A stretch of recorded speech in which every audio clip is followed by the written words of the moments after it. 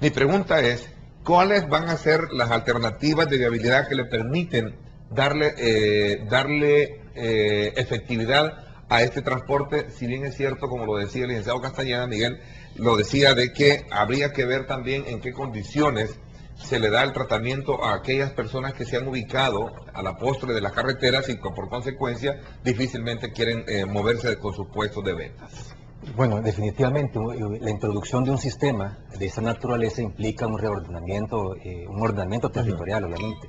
Este tipo de experiencias se ha llevado a cabo en el resto de ciudades del mundo donde se han implementado estos sistemas y requiere definitivamente, es parte de la solución al ordenamiento del centro capitalino de San Salvador. O sea, el sistema Metrobús, o sea, es parte de una serie de acciones que hay que tomar para reactivar, revivir, rescatar el centro urbano de San Salvador. Entonces, definitivamente, o sea, la línea donde pasa el Metrobús, o sea, tiene que llevar ciertos cambios en lo que son sentidos vehiculares, en lo que son la dedicación de carriles exclusivos para el paso de las unidades. Esas son una serie de actividades que se han dado en otras ciudades y que es lo mismo que vamos a implementar. Como le digo, yo difiero un poco la opinión en el sentido de lo que se comentaba, de que San Salvador ha crecido no horizontalmente y que por ende no es aplicable al sistema de naturaleza. Al contrario, o sea, el sistema de Metrobús, los sistemas de BRT facilitan sobre todo los viajes largos, o sea, de mayor distancia de viaje de punta a punta, son donde los sistemas presentan mayor eficiencia. ¿Cuáles son esas zonas que se identifican directamente para San Salvador y por dónde comenzar? Primero hay que buscar la plata, desde luego. La plata, estamos hablando cerca de 70 millones de dólares para poder hacer la primera fase, entiendo. Vale, bueno, entonces lleguemos ya a ese punto.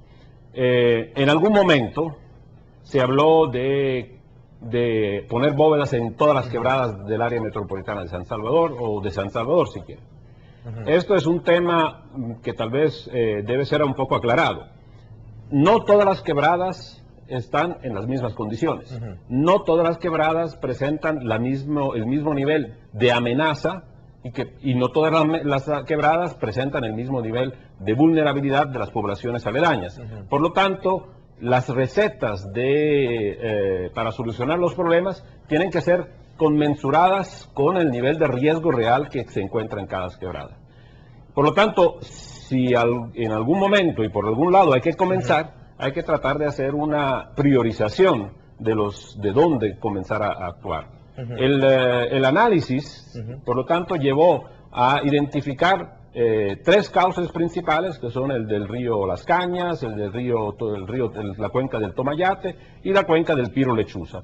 Debo decir que la cuenca del Piro Lechuza es la que abarca prácticamente el 50% del área metropolitana de San Salvador, aproximadamente.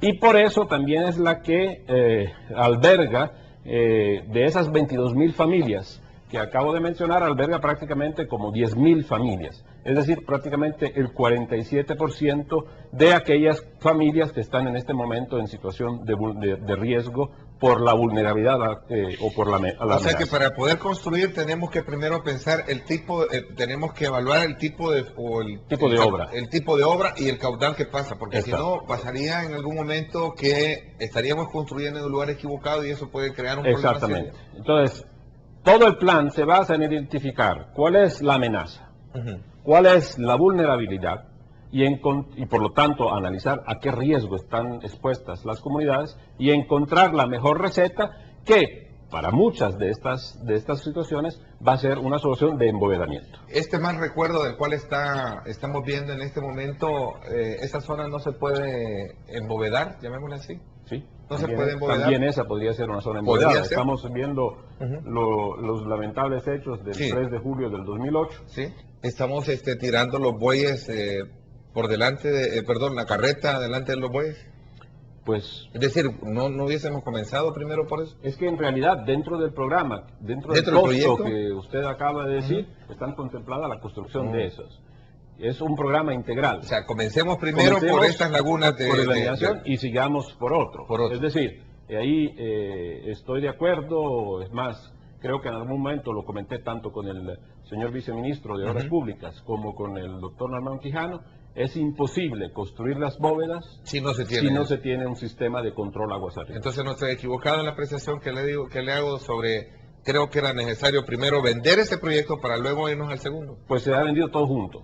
En realidad se ha puesto todo dentro del mismo programa. ¿Será que no hemos entendido bien entonces la mecánica de construcción, por lo cual entonces ahora hay una discusión sobre si se da la plata o no se da la plata para eso? Pero es muy importante eso. Las lagunas de laminación fue un proyecto ya desarrollado después del huracán Stan. Es parte de un programa que debe ser desarrollado. Es la última parte de aquel programa de bóvedas de bóvedas y canaletas que se había hecho en la zona de la parte baja de San Salvador. No se moverán de la calle, la propuesta de trasladarse al mercado no les apetece. ¿Qué piensan, ingeniero? Bueno, en ese sentido, primeramente tiene que haber un involucramiento, quizás un diálogo con estas personas. Ya me salgo quizás un poco del tema técnico en este aspecto. No dudo que cuando se implemente Metrobús definitivamente se van a encontrar este tipo de problemas de personas de que se resistan al cambio, pero a la larga definitivamente se puede solucionar con un diálogo constante y con acercamientos a las personas, eso yo no lo dudo. Primeramente creo que contamos con un alcalde que tiene la determinación de encontrarle una solución al problema de tráfico, al problema de transporte público, al problema de los vendedores. Eso es algo muy importante. ¿Pretextos usted cree que siempre van a haber? Siempre van a existir y lo han experimentado otras ciudades alrededor del mundo y particularmente en Latinoamérica. Los mismos problemas que están sucediendo acá en relación a desalojos y todo eso, lo ha experimentado Colombia, en Bogotá, se han experimentado en Quito, en Guayaquil, esto lo que estamos viendo nosotros ya lo vivieron otras ciudades latinoamericanas y se pudo hacer. Miguel, ¿no les apetece a ustedes como empresarios del transporte colectivo pasar de un sistema a un sistema moderno, quizás un poco más eficiente, para poder ser dueños, propietarios, y no de un sistema bastante artesanal, que es estar recibiendo la fichita, como decimos todos los días, a ser accionistas de un proyecto masivo de transporte? No, en primer lugar no es un sistema artesanal, al contrario, es un sistema muy bien servido en San Salvador. Se ha creado una anarquía por la sobreoferta de servicios. Si aquí una persona no ha puesto su pie en la parada de buses cuando tiene la oferta de un autobús, de un microbús o de un pick-up o de una... No entiendo cuando tú me corriges y me dices que no es un sistema artesanal. Yo he estado en otras ciudades, al igual que tú, y tú sabes que ya se paga con tiquete para comenzar, no se paga con monedas. Claro, pero ¿qué han hecho los gobiernos para tener una concertación permanente de estarle dando solución en la mesa de diálogo al sistema de transporte? Jamás se ha hecho eso. Una decisión vertical unipersonal de los diferentes viceministros, donde lo que ha habido es beneficio para los vendedores de vehículos. ¿En qué sentido? En la gran proliferación, el coyotaje existente. Entonces, cuando él, por ejemplo, y quiero referirme, dice de que sí es necesario el metro, porque el Metrobús, que no es más que dos buses pegados, es un bus articulado.